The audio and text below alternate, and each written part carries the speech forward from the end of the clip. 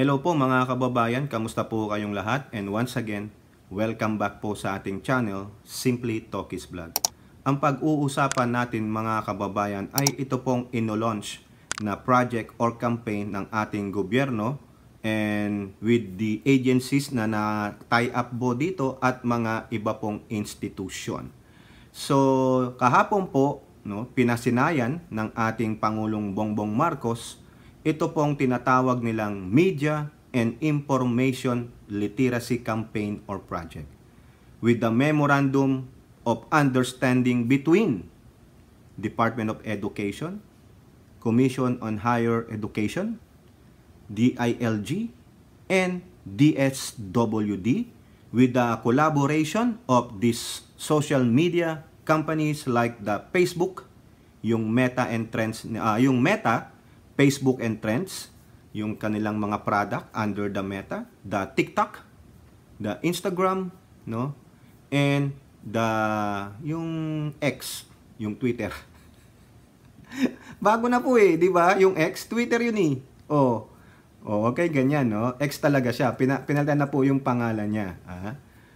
Okay? Saka yung Google, YouTube. Okay, sa YouTube daw po. Okay, dalawa pong news agency ang babasahan natin ng impormasyon, just to give you what this is really all about. Unahin natin yung sa Philippine News Agency at isusunod natin yung sa Presidential Communication Office website.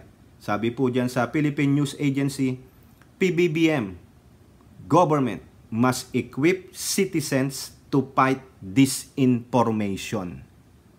So actually kulang yan Kasi dito, ang sabi dito, President Ferdinand R. Marcos Jr. has urged Filipinos to always fight and seek the truth as the government made a unified stand against the scourge of divisive false narratives and fake news. Ayan po. So dito, hihimayin lang natin kung ano pong tinatawag nilang disinformation and misinformation. Malaki po pinagkaiba niyan. Hindi lang po yung dis and mis. Pero fake news pa rin yan, Equivalent nyo na as fake news. Yun yung naratiba ng pagbibigay ng maling impormasyon o paninira, Ang disinformation po is an intentional or deliberate na pagdidistribute ng maling impormasyon. Tandaan nyo deliberate or intentional of giving false information or spreading false information to deceive ang mga tao. Yan po ang meaning ng disinformation. Deliberate or intentional. Ang misinformation is not deliberate. Hindi siya intentional. Nagkamali lang ng pagkakaintindi, probably ng pagkakasulat, nagkamali ng yung ginamit na verb, adjective, o whatever have you. Ganun po. So ano ang mas malala sa dalawa? Ang pinakamalala, yung disinformation because it's a deliberate spreading of false information. Wala kang pakialam. Ang gusto mo lang talaga makasira, makapag-spread ng kasinungalingan. Itong misinformation, probably siguro inaantok o hindi niya maintindihan yung thought process pero naisulat na, pwede pang makorek yun. The lesser evil among the two. Yun nga ibig sabihin. Kung may pinakamasama, yung disinformation. Pero yung lesser evil, yung misinformation. But they still equate to fake news. Okay, so nakuha nyo para hindi po kayo malilito. So ituloy po natin itong sinabi ng Pangulo dito sa Media Literacy Campaign nila, yung MIL, Media and Information Literacy. Ito po kasi ang sabi ng Pangulo. When we signed the MIL campaign, what I wrote is fight for the truth. What we are fighting for is the truth because the very first casualty of all of this sometimes sinister, sometimes mistaken, or misguided activities is the truth. Tingnan nyo, napakabait pa ng Pangulo. Ewan ko kung nagkamali lang ito. Ito yung sinasabi natin. na misinformation. Pero galing ito sa Philippine News Agency. Government-owned ito. Sometimes sinister, sometimes mistaken, or misguided activities. Bakit may sometimes pa? Lagay mo na lang sinister or mistaken. Di ba? Kaya nga disinformation saka misinformation equals fake news no? Doon lang yung komento ko, no? Maganda naman 'yon. We always fight for the truth. We always want to know the truth. We always seek for the truth because ika nga nila, the truth will set you free. Oh, di ba? Parang yung lang yan, a few good men. Do you really wanna know the truth? Di ba? Ganun po tayo. Oh. It's time that we give our kids, not only our kids but our citizenry, the tools for them to be able to tell what is important, what is not, what is relevant, where the sources of this information come from. Let us recognize that there is good information and there's bad information. It's up to us to make sure, we have to find a way to make sure that whatever the inputs our people are getting, they have the capability, they have the ability to discern between truth, speculation, propaganda, and outright lies, and that is the job that we are starting here today. Information is available to anyone, anywhere, anytime. But the information is pure and raw, unedited, uncurated, and examined. That is why they say the internet is a great equalizer. It is called the great equalizer because anyone can be part of that digital world. Oo nga naman. Sa mundo natin ngayon, na digital world na tayo, we are connected only by what? Satellite.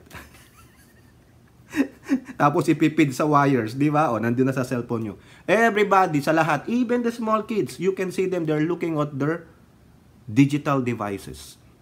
Kinikwento niya, hindi tulad nung panahon nila, o panahon din namin, nung wala pang internet uso noon, na hindi pa available ang internet sa majority of the population.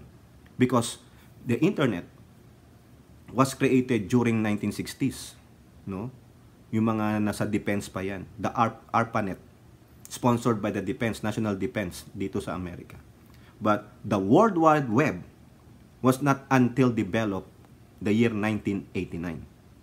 No? May internet nga noon, pero pumapalpak. But the advancement of the internet through World Wide Web, yung WWW, noong 1989, yun na yun. Hanggang sa ma-develop ngayon, the transformation or the speed of information is in the baka matalo pang speed of light. No, di po ba? So, yun lang. Ang dito kasi, ang natin dito, paano natin yan malalabanan? Okay. Ito lang Hindi ko talaga maintindihan bakit meron pang ganito Meron naman tayong mga batas, no, about cybercrime law. Meron nga nagpro-propose dyan na, si Jinggoy Estrada, House Bill 6 penalties for creating, spreading fake news. Di po ba? Meron din gustong mag-amend na dagdagan yung batas doon sa cybercrime law. O ayan po, anti-fake news bill filed in Senate. O ayan, gusto daw nilang idagdag yung isang clause para lalong mabigyan ng parusa yung mga nagpapakalat ng fake news, no? At noong 2017, ayan po yung kopya, si Senator Joel Villanueva ay nag-file ng Senate Bill 1492 penalizing the malicious distribution of false news and other related violations. No? Siguro ito, hindi pa nasasama sa mga batas o hindi pa ito naaprubahan, pati yung kay Jinggoy, pero meron po tayong cyber libel, no? Na batas. Di ba? Pag nag-fake news ka, nag-disinformation ka, na-libel mo sila, o yun, pwede kang pasuka sa cyber libel. Pero mas gusto pa nilang ng stiffer penalties sa pagpapakalat ng fake news. Pero ang bagsak din ito, cyber libel no? Cyber libel crime. Yan po, mga kababayan, no? Ang hindi ko lang maisip dito, paano kaya gagawin ito ng PCO? Nakitie up sila sa 4 na agency ng gobyerno and these social media giant companies, yung Meta, Google, at yung X, the Twitter. Paano kaya nila gagawin yan, no? Ito lang, no? Basahin ko lang sa inyo ito, no? The DepEd will oversee the crafting of the nationwide surveys framework and questions, recommend recommend participants of the focus group discussions among MIL practitioners partake in the development of an educators and learning's MIL manual and incorporate the crafted manual through the MIL project in the country basic educational curriculum.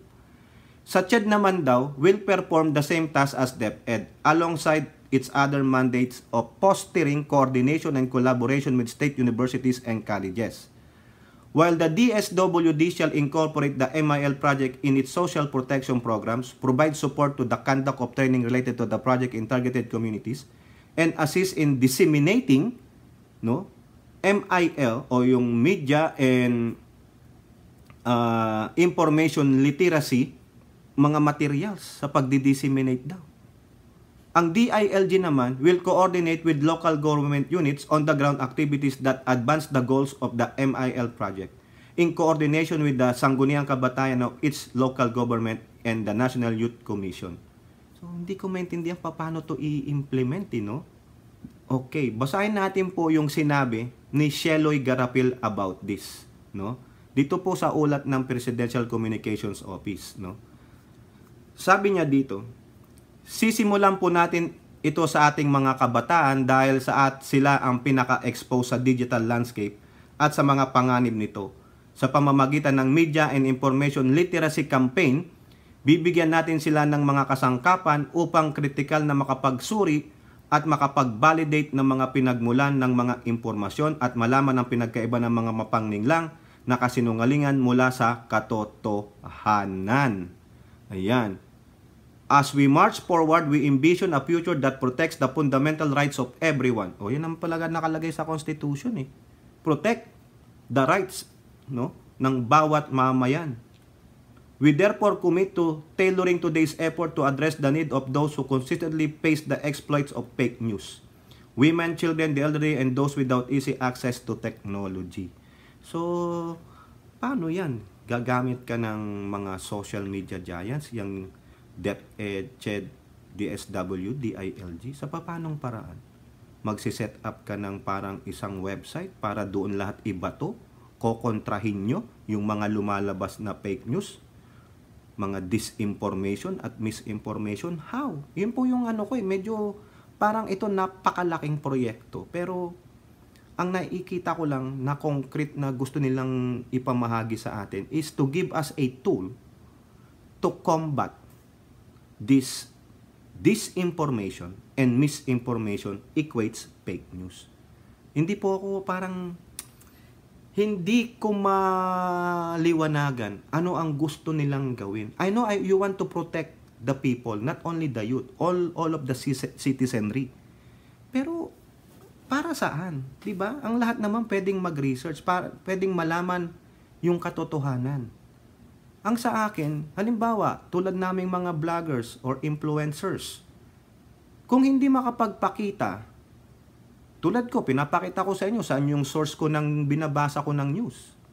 At least malaman nyo na ito katotohanan, dito nagmula yung news. Ngayon, nagbibigay ako ng opinion at reaction. Tulad din po ng mga ibang katulad kong vlogger na nagbibigay ng opinion and reaction. Kung hindi mapakita ito, at parang windang-windang ang pinagsasabi sa inyo, therefore, alam nyo na kung ano yung katotohanan, kung ano ang kasinungalingan. Kung wala silang mapakitang concrete evidence, tulad nung mga nandito, yung mga dumadami palalo ang followers kasi ang gusto lang ay chismis at makarinig ng paninira sa ating gobyerno. Pero walang may pakitang katotohanan. Walang mapakitang ebidensya. Yung sinasabi nilang smuggler ang First Lady at ang kapatid nito, nasaan ang ebidensya? Di sana kung totoo man yun, dinimanda na nila para mahuli yung magkapatid na Araneta. Yung sinasabi nilang nagchochongki ang presidente, ang First Lady, nasaan ang ebidensya? Yun ang disinformation.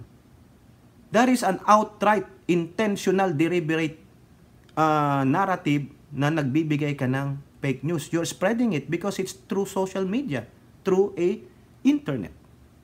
Ngayon, paano to? Kayo ba dyan sa PCO? Kaya nyong i-combat, labanan, itong mga fake news peddler? Itong nagpapalaganap ng disinformation? at misinformation, the likes of Maharlika o Boljak TV dyan po sa LA, the likes of Roy Domingo na nasa Canada, and their minions in the Philippines and all over the world. Paano nyo yan kokombat? Hindi nyo nga makontra eh. Tapos gagawa kayo ng ganito. How? Diba? Kailangan maliwanag. Alam naman ng mga kabataan yan, siguro sa akin lang opinion ha. Ang mga kabataan ngayon, techie na eh. Alam na nilang magkalikot ng mga gadgets eh. Ang usisain ninyo, no, ang labanan nyo sa akin sa PCO, ay yung pagpapalaganap ng mga anti-government na patuloy na sumisira sa imahe ng ating pamahalaan, sa imahe ng ating first couple o whatever yung ating mga namumuno nang walang maipakitang ebidensya. Tulad ng nilalabas ni Maharlika, o ganito daw ang First Lady Smuggler, o paano nyo i-combat yun? O ganito si Martin Romualdez, nasangkot sa ganito. O, halimbawa si Bato, nasangkot sa ganito. O whatever, sa gobyerno, si PBBM, ganito, inaakusahan. Paano nyo yun i-battle out? No? Paano nyo malalaman na yun ay false information o fake news? Paano sasabihin nito ni Maharlika, o ito nakakuha ko ng dokumento na ito daw, DA ay nag-import ng ganitong halaga ng metric tons of this agricultural product. O kayo dyan sa PCO. Paano nyo i-battle out yan? Paano nyo kukontrahin yun? Ang tagal-tagal nang gumagawa ng ganyan, itong si Maharlika, saka si Roy Domingo and their minions. Pero wala kayong mailabas. Tapos gagawa kayo ng ganito? Media and MIL. Buti na lang, di nyo dinagdagan ng F. Di ba? Media and Information Literacy. Hindi nyo nga ma-educate yung sarili nyo eh. Hindi nyo nga ma-inform ang sarili nyong opisina. How to tackle this misinformation and disinformation ng mga influencer vlogger? Wala eh. Tapos gagawa kayo ng ganyan. How? Anong tools ang ibibigay ninyo? Pagtatrabaho yan yung DepEd, dapat ang DepEd nagko-concentrate para mapalago ang kaisipan, ang social values ng mga bata. Huwag nyo nang isama yan. Idadagdag nyo pa yan sa trabaho ng DepEd. Punong-puno na nang ang problema ang DepEd dahil sa kakabatikos. Tapos sasama ka pa dyan, PCO. Ang gawin mo, ikayo ang gumawa ng paraan paano yan i-battle out ang mga gumagawa ng fake news. Ang tagal nang sinasabi sa inyo yan, pero kung ano-ano pang nililiwanag nyo, ang gawin ninyo, no? Kung ako sa inyo, kausapin nyo ang mga social media giants the like of YouTube o yung Google, Twitter, and Meta. Kasi dyan po sila naglipa na. Doon na lang sa Twitter, pumunta kayo, ang dami doon eh. Pawang mga kasinungaling yung binabato doon ng mga anti-government eh. O how do you battle the rout? O yung sa YouTube, yan si Maharlika, si Roy Domingo. O sa Facebook, ang dami rin dyan. Tapos concentrate nyo sa mga kabataan. Baka mas magagaling pa sa inyong mag-research ang mga yan. Magaling pa sa inyong butata ng mga fake news yan eh. Di ba? Ay, ako mga kababayan, tulungan nyo ako, no? Butatain nyo rin ako kung mali yung pinagsasabi ko. Di ba? Hindi ko makita dito kung ano talaga yung gustong palabasin nitong si Sheloy Garapil. Let us recognize that there is a good information and bad information. We already know that. Sa paanong paraan? Pakita ka ebidensya. Yun lang eh. O parang yung sinasabi ng Chinese na may nagsabi daw na aalisin yung barkong BRP Sierra Madre sa Ayungin. Sino nagsabi? Paano namin yan isi-search? Ang dali lang naman yan. I-google mo lang yan, lalabas na. Wala naman nagsabing aalisin yun. Yun ang fake news. Yun ang disinformation. Deliberate nilang sinabi yun. Hindi sila makapagbigay kung sino ang nagsabi nun. Ganun po. Kontrahin nyo na kaagad. Hindi na kailangan pang magbibigay sa kabataan. Napakasimple naman yan. Hindi ko po talaga maintindihan. No? Pasensya naman, no? Parang ako litong-lito dito kung ano talaga ang gustong gawin nitong si Sheloy Garapil. No to fake news. Yes, we want the truth. We don't want fake. Kasi marami ng fake ngayon eh. 'Di ba? Fake supporter. Fake friends. Ang gusto lang benefits. Ano yung friends with benefits? Pag wala ng benefits, di na tayo friends. Parang yun nandito, 'di ba? La Maharlika. hindi makuha ang benefits, they become fake. Ganon. Paano to? Oy, pakitulungan po ako, paki-explain sa akin dyan sa comment, ano ba talaga ang gustong gawin? Ano ang aim? Ano ang goal ng PCO? Why did they have to do this media and information literacy? Para lang ba may masabing may proyekto sila? Para sa pagpapakalat ng fake news? Matagal nang binabatikos ng ating mga lawmakers yan. Yung pinakita kong mga balita sa inyo. Ayan, batas pa yan. Di po ba? At sasabihin ko sa inyo, napakadali naman mag-research as long as you have a good internet connection. At ang the best, para malaman mo kung disinformation or misinformation, lalo na sa disinformation, is ask them for the proof. Ask them for the evidence nung mga pinagsasabi nila. Kung wala silang mapakitang valid and concrete or legal evidence, malamang disinformation yan or misinformation. Correct me if I'm wrong, no? Pasensya naman mga kababayan. I like the program, pero hindi ko makita yung pinaka substance to battle out fake news. Andyan na yan, no? May mga bills na, meron ng batas sa cyberbullying, cybercrime law. Di ba? Para saan? Sa akin, as long as you have a good internet connection, you can just do your own research. I don't need the tools be given by me by PCO. Tapos pahihirapan ko pa ang DepEd, dagdag trabaho yan, trabaho sa CHED, trabaho sa DILG, trabaho sa DSWD. Kayo na lang na PCO, ano bang trabaho nyo? Kaya nga, kayo nga ang communications Ang gagaling nyo dyan sana kaso, you are delegating your task para mababango ang pangalan nyo. Hindi po ako Hindi po ako agree, mga kababayan. Pero, kung maganda kalalabasan ito, good job, no? Sana, kaya nyong batikusin. Yung tulad ng ginagawa namin. Ako, binabatikos ko tong mga disinformation spreader na ito Hindi nga lang araw-araw. Nakakasawa naman yun. Hindi ko na mabibigyan ng focus ang ating administrasyon. Di po ba? Kayo po, ano pong masasabi ninyo? Comment down below dito sa project ng PCO. Media and tinan nyo, di ko masaulo. Information Literacy Campaign. Ayan po. Comment down below and don't forget to like and share. Hope to see you on the next videos. Bye-bye. God bless.